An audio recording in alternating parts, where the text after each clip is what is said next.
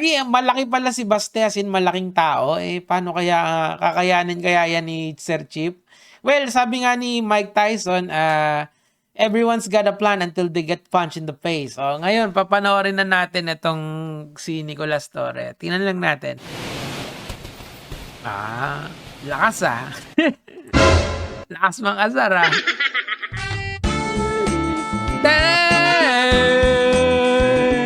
Ako naman, ano kasi ko syempre alam nyo naman na kahit papaano nabilib din ako sa galawan ni Nicolas Torre, lalong-lalo na nung 2024, talagang pakitang gila siya doon. Pero yung mga ganitong bagay, hindi ako nabibilib dito talaga kasi alam ko naman na ultimately hindi yan matutuloy. Bakit? Kasi meron kasing ethical standards na dapat sundin yung mga police. And ultimately,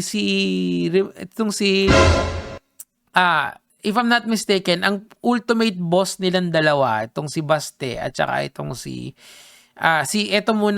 Nicolas Torre ay si DILG Remulla. Mamaya paparinig ko sa inyo kung ano ba yung sinasabi ni DILG.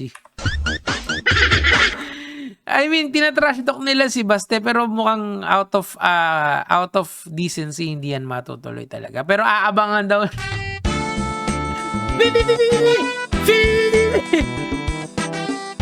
Mamaya, mapabasa natin yun. Pero panoorin lang natin ng konting training.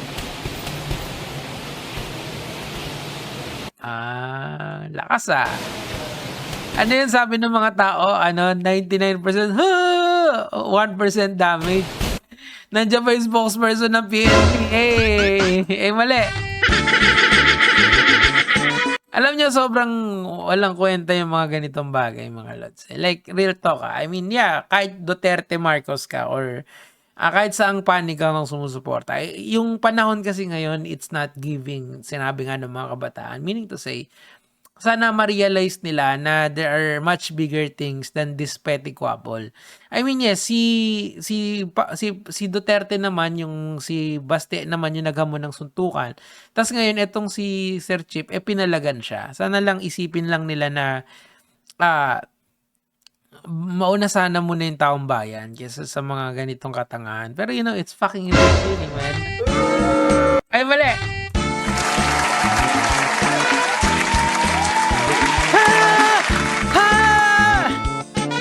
Naalala ko tuloy nung araw. Di ba meron parang yung YouTube, yung gano'n ng YouTubers, yung mga, hindi siya battle of the YouTubers yung isa pa, yung suntukan ng mga sikat.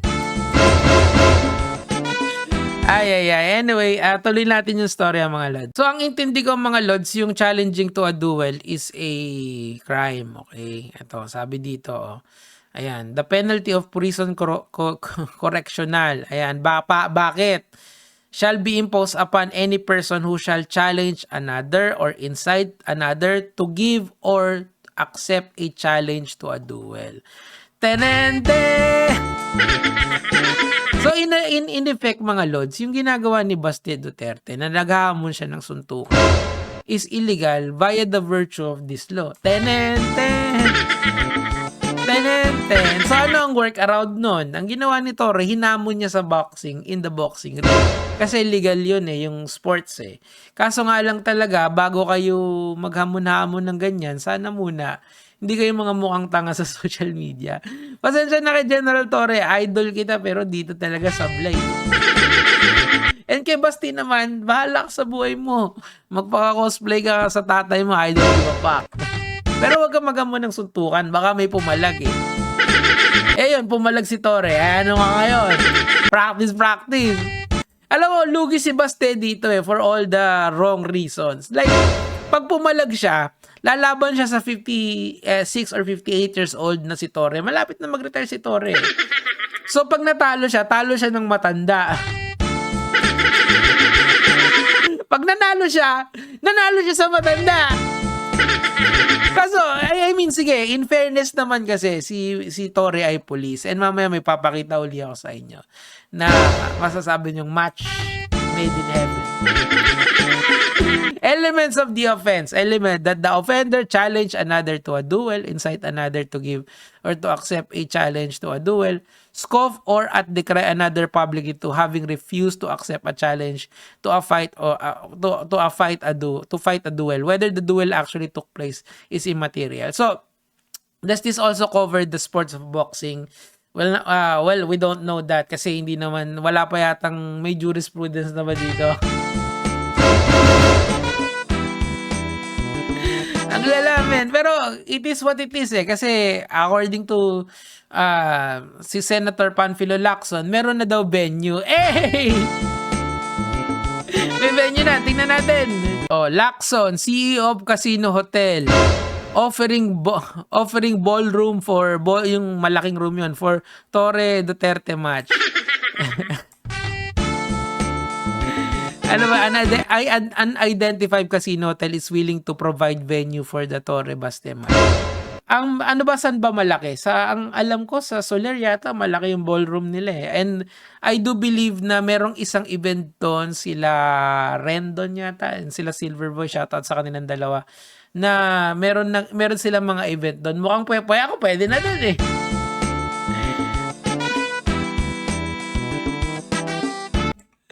Di ba? I mean, ewan ko ba kung ba't sinasakyan din to ni Sir Chip Panfilo Lacson eh. Kasi alam nyo, mataas ang respeto ko kay Sir Ping eh. Pero siguro narindi na rin. Sige, yung suntukan na lang kayo. Kasi nga walang bawal dun sa sports of boxing. Kaso nga lang talaga, merong mga ano yan eh, may mga guidelines yan before you set up a pay-per-view match, 'di ba? Kasi you're going to buy tickets. So kailangan diyan yung sports natin, yung sports commission natin is payagan 'yan, 'di ba? May mag-sanction 'yan, and it's an amateur match. Yung professional and amateur are two different kind of two different kind of there are two different kind of rules doon, 'di ba? Sa pag professional ka, pwede yung 12 rounds, pero yung pagka hindi naman 3 rounds lang, 'di ba? So and what would be the effect of this? Kasi Lods, totoo lang, ang importante kasi dito yung backstory nitong dalawang to. These two gentlemen is nagdedemandahan yung mga yan, or at least si Torre is kinakasuhan ng pamilya ni Duterte. So ni Baste Duterte. So what is the ambience of this? It's not going to be out of pag natapos yung suntukan natin, bati na tayo. It's not going to be like that. Ilan yung demanda ni Torre ngayon? Doon lang sa mga tao around doon sa 'di ba, kasi meron siyang yung hinuli niya si Kibuloy, 'di ba? Yung nung hinuhuli niya si Kibuloy, 'di ba? May ano 'yon, may mga naapektuhan daw and may mga kaso siyang kinahaharap ngayon kasi siya yung commanding officer noon eh, 'di ba?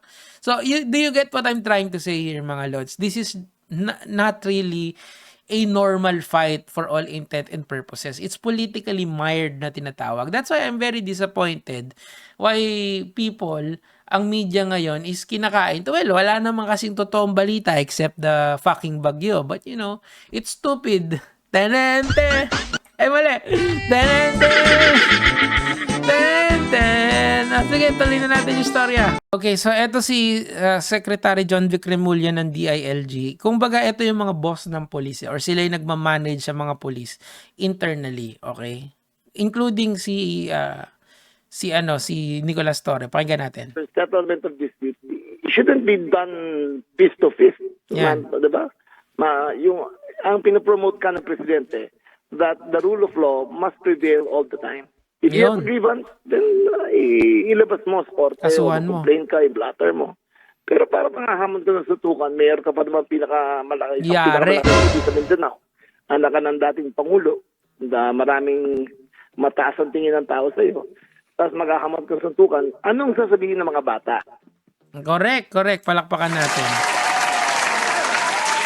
Ang mali kasi dito kay Baste, kinasuhan na nila si Nicolas Torre. Si Torre kasi, si General, talagang matikas yan eh.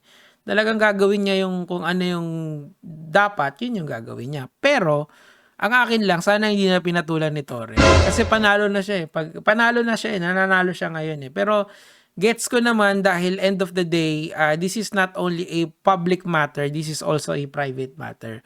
Kasi nga, of course, pag kinasuhan ka naman talaga, maapektuhan yung buhay mo. Pero, sinasabi ko lang na agree ako sa sinasabi dito ni Secretary Remulla na kung meron ka pang problema, baste, kasuhan mo na lang ulit. I mean, hindi naman kayo nahihiyang magkaso, dami niyo nang kinaso dun sa tao eh. I mean, sinabi mo pa yun dun sa interview mo.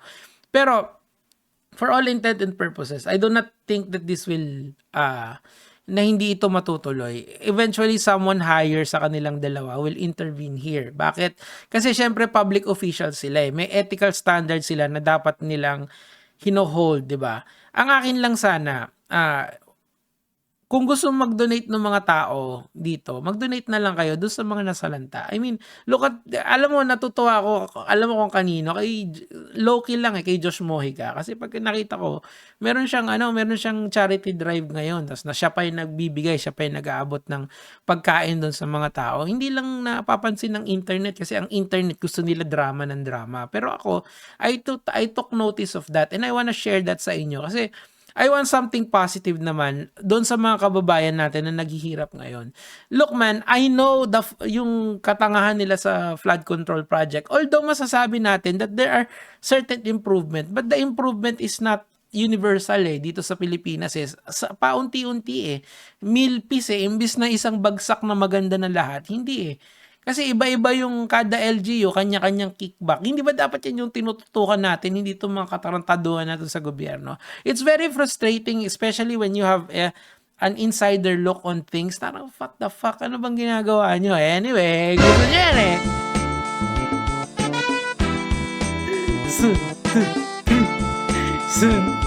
hindi matutuloy yan, Diyos ko. Yun lang naman, lalong-lalo na malapit na magsona yung isa.